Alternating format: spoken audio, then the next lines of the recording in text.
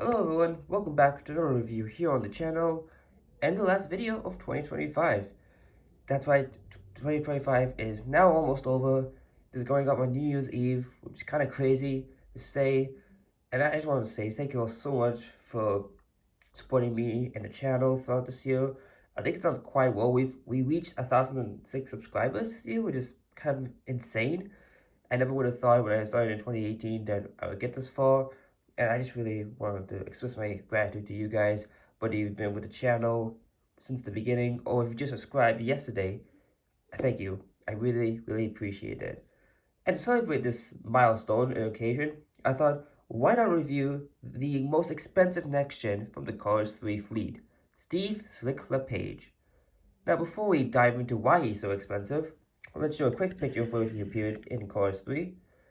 Of course, he appeared at the Florida 500 and was just a background character who does not speak, but he did get some pretty good shots, which is pretty nice because a lot of next gens didn't even get close-up shots in the movie. But I think there were a couple of times, especially in that first half of McQueen's racing, that he got to see the back in front of him really clearly. Now, as for his releases, well, that's partly the reason why he's so expensive. He was first released in 2017 in the very rare and elusive Next Gen Racers 4-pack, which included JD McPillow from Tolcap, Barry DePedal for RPM, and Flip Dover for Intersection.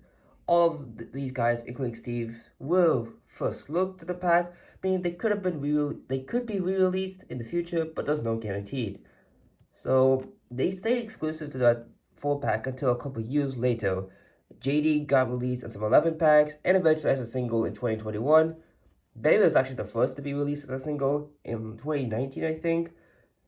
Around that era, Flip didn't get his single release until 2022 in the Red Riders line. Unfortunately, though, Steve is yet to get a single release here.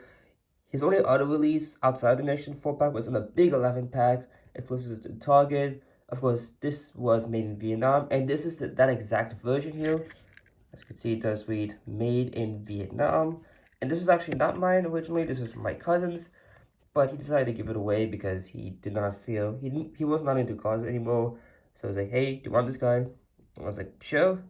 And he is a little banged up on the sides and the spoiler, but I mean, hey, considering how much he goes for on eBay, I'm really happy that I even own this guy, even if he's a bit damaged. So, enough of all that mumbo jumbo, let's take a look at this diecast. So first off, I do like the expression. He's kind of looking up, looking very mean and determined. He does have the eyeshadowing, which is common for most Vietnam releases, especially during this time. He does have the trunk first logo with this nice foil design. You can see that the shades of green are slightly different. Like this one's more of a yellowish green. This is more of a emerald green, and this is more of a dark green, almost verging on black.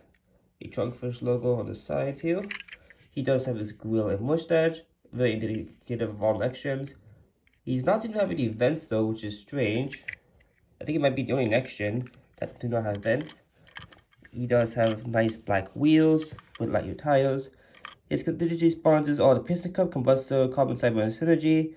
Again, they are kind of blending into the foil, which I would have liked it if they were in white, so that they would have stand out a little more. But it's whatever. Yeah, you can see there was some wear and tear on this guy. So he's had a little bit of love before he came to me. But again, I'm not really complaining. He's in good condition for the most part. But yeah, I really like this foil, the green and the silver stripes kind of going across him like a boomerang. The 34 is also in a reflective chrome silver, which I really, really like. You have the LED indicated the picker where to lift them up but to change the tires, as well as the exhaust pipes here. We have the trunk first logo and on the bag with some silver stripes here, which almost harken back to Ducks and Diego's Steelers design from Cars 1. But I will do some comparisons to the other members of Trunk First in a little bit. Yeah, they're a lot more faint though. I do wish they were white instead of silver, because again, I think my only complaint with Steve is that I think having the 34 and the flowers being in like a reflective silver, I think that kind of makes them too dull. Like they blend into the silver. Like if you see here, see how the trunk fresh logo, like the Trunesh. You can see that's how that's all in white. I would have preferred this is white, honestly, so that it would have stand out against the emerald green, but it's not, it's whatever. Because the trunk first logo, like I mentioned, I do like how the K and the FR are in black, whereas the other letters are in white, kind of a nice contrast. We have the gas cap, 34 on the roof, again, more of the reflective silver, window bars, and the roof flaps. We have trunk fish with it on the spoiler, with more of that foil design. Yeah, this foil design isn't, it tends to chip off very easily, especially like with Cars of Chase Wasteland. A little bit on Danny's surface as well, so that's why I don't think they use it as much from when they moved back to Thailand. I think a good example of this is Conrad Campbell. Like his gold star, it was a lot less like vibrant compared to his Chinese release. But yeah, maybe that's why he hasn't got a Thailand release, because of all this foil that would have complicated stuff. But anyways, we have 34 and this green and silver combination kind of going through the back here with the yellow rookie stripes and the trunk first logo. This side is pretty much the same, but of course doesn't have that little patch of green and silver going through. Yeah, this foil tends to chip off like very easily, unfortunately. But again, I'm not complaining considering how much he is priced at on eBay. Here's the base, if you're interested. Disney Pixar made in Vietnam. 78.1, so the 78 Theater 2021 at the SD Factory, which checks out. And yeah, that about does it for Steve Slick LaPage here. Very nice selection. I'm so happy to finally check him off the list. Hopefully though, I hope he comes back in some way, shape, or form. But I mean, I don't know.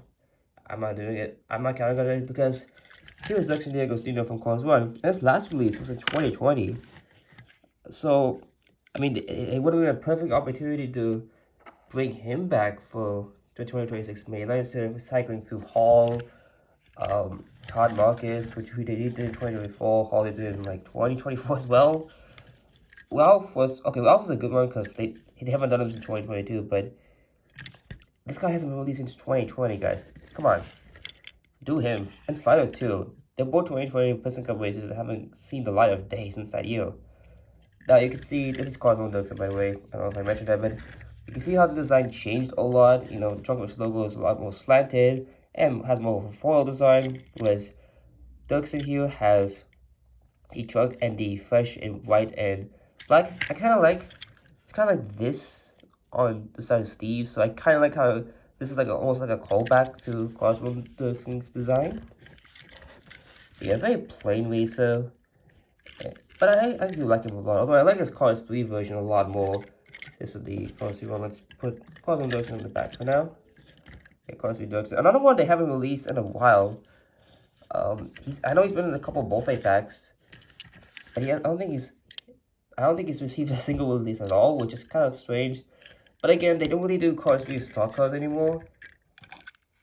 They've been hammering home the Cars stock cars a lot, which I mean, it's nice for me because I didn't have a lot of them when I was growing up, but now I'm like, okay, just do the Cars 3 stock cars, man. What are we doing? Why are we not doing more of these guys?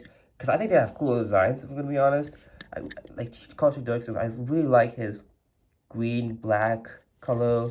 The gray is a nice contrast, even though I don't think it's entirely accurate to how he looks in the movie, but you know, I just really like his design. It's a lot more, you can see there's more of a gradient from within the 34 trunk fresh logo. It also got a slight revamp. The flowers are a lot more prominent on this version. So yeah, I mean, I would have loved to have seen a re-release of this guy, but typical Mattel, they just do not get what fans want, I feel. Let's put them in a chronological order. That'd be great.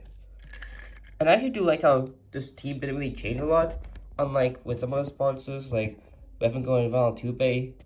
They kept the same color designs, being black and green, but they were darker as the years went on, but overall they maintained the same color combination, which is pretty cool. Again, cost reduction did add a little bit of gray, but Steve kind of went back to his Cosmo Duxon's design. And I have reviewed these two before, so the link will be in the description below if you're interested in checking those out. And actually, before I had this guy, I had this thing. Yep. Before he got his re-release, Steve did get a couple re-releases in the XLS line. That was being Mud Racers and this Rocket Racer here, which I think is kind of underrated. Expression, he went from having realized the green eye for whatever reason, the mouth is closed. Let's not do that, Joel. And he also has this foil design, and it's equally as bad. You can see some of the creases on this one, oh my god. I will say those sponsors are better on the XOS version than the regular one. It's some angles. See, like this you can't even read the sponsors. On this side you can, but like see this would have been fine. Maybe like the black, maybe fine, but I don't know. Yeah, but these were kind of gimmicky. Like they had the 34 XOS SLP. I do like that. How they had his signature. Pretty cool, but yeah, very yeah. You can tell the foiling thing. Yeah, I don't know what happened there, but yeah, this line is basically a gimmick where if you roll the car, the flames would spin. I mean, it's cool, I guess, but like, I don't know. They look really weird with the spoiler. They had like this arch thing, which I'm not a fan of. But hey, Cars on the Road kind of we visited this idea, and the Sulfite racers, I think they look a lot better than whatever the heck they were doing here. Yeah, so that about it does it for this video, which is the last one for 2025. So thank you all so much for watching. Thanks for making 2025 a great year, and I'll see you all next year. Remember to leave a like, comment, and subscribe for more upcoming content.